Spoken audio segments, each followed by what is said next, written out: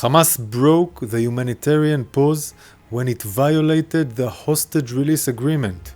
Hamas chose war when it broke the hostage release agreement on December 1st.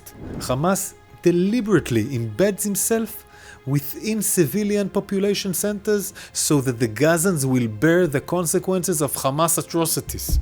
We also call on international organizations to ensure that the Red Cross gains access to our hostages in Hamas captivity.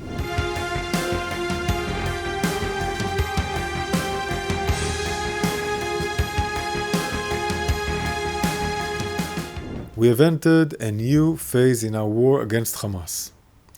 Hamas broke the humanitarian pause when it violated the hostage release agreement by refusing to release women, children, and babies as agreed. Hamas also fired rockets at Israeli homes.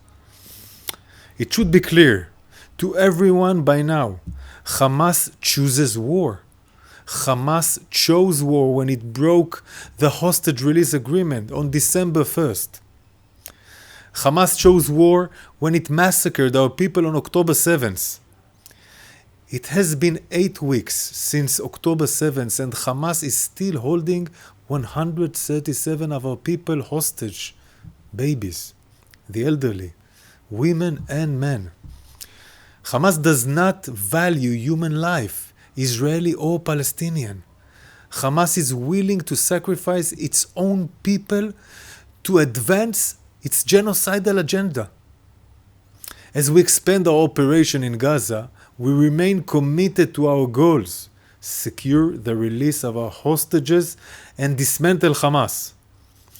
We will operate as we have done until now, according to international law.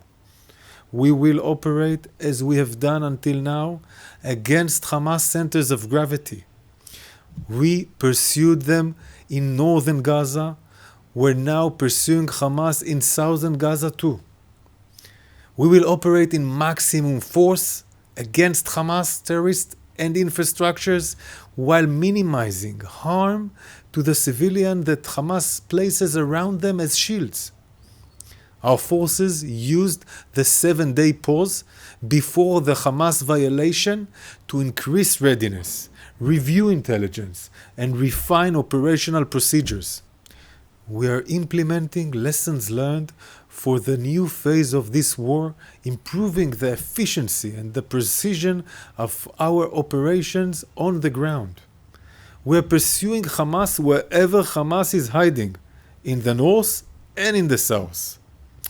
Every rocket launcher, weapons depot, command and control center, senior commander, underground infrastructure, and any hideout where our hostages may be held.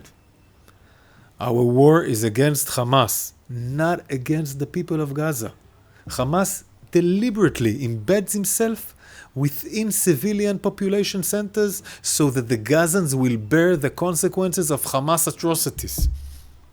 Every civilian death is a tragedy that the IDF does not want and is taking extensive measures to avoid. While Hamas terrorists hide behind civilians, Israel does its best to distinguish between civilians and terrorists.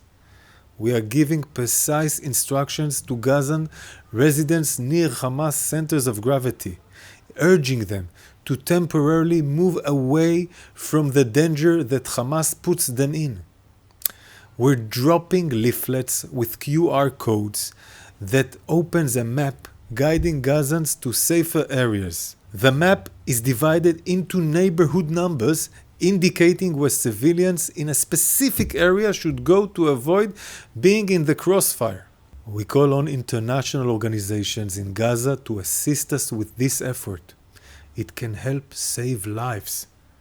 We also call on international organizations to ensure that the Red Cross gains access to our hostages in Hamas captivity. 137 hostages are being held in inhumane and brutal conditions, and not one international organization has seen them.